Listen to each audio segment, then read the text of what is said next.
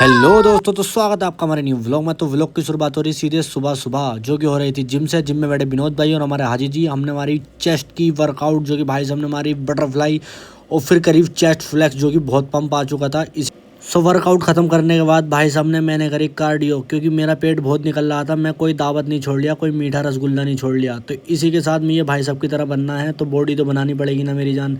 तो बॉडी बनाने के लिए कार्डियो भी करनी ज़रूरी है, जो कि मेरा दोस्त रोज़ करता है। आदिल देखो पनप ही रह रहा है, ब्लू केकड़ा बन चुका है। बाल तो इनने ऐसे कटा रखे हैं जैसे 5 साल का बच्चा कटाता है। देखो इसके बाल, समझ में नहीं आ रहे हैं जैसे किससे डोले डलवा का आया।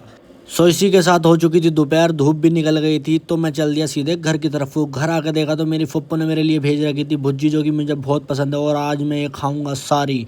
तो मैंने देखा अपने आप को शीशे में, अपने कान खड़े करके सो खाना खाने के बाद मैं सीधा निकल गया मुरादाबाद के लिए। जो मुरादाबाद जाने का मकसद कुछ ये था, मेरे भांजे भांजों की पड़ चुकी थी ठंड की छुट्टी, जो कि छुट्टी थी उनकी लगभग 20 दिन की। तो मैं चला गया सीधा मुरादाबाद। सो रास्ते में दिखाने का कुछ नहीं था, तो मैंने सीधा आपको रामगंगा का पुल दिखा दिया मुरादाबाद का। फिर दिखा दी हरतिले की जामा मस्जिद, जो कि बहुत सुंदर है और एक मीनार की है।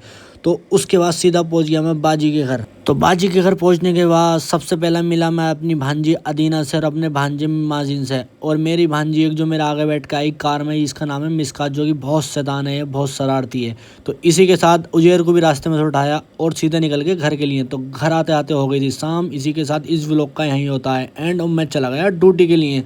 तो रास्ते में लौंडे खेल रहे थे लीडो, इनका पता नहीं क्या सिस्टम चल रहा है।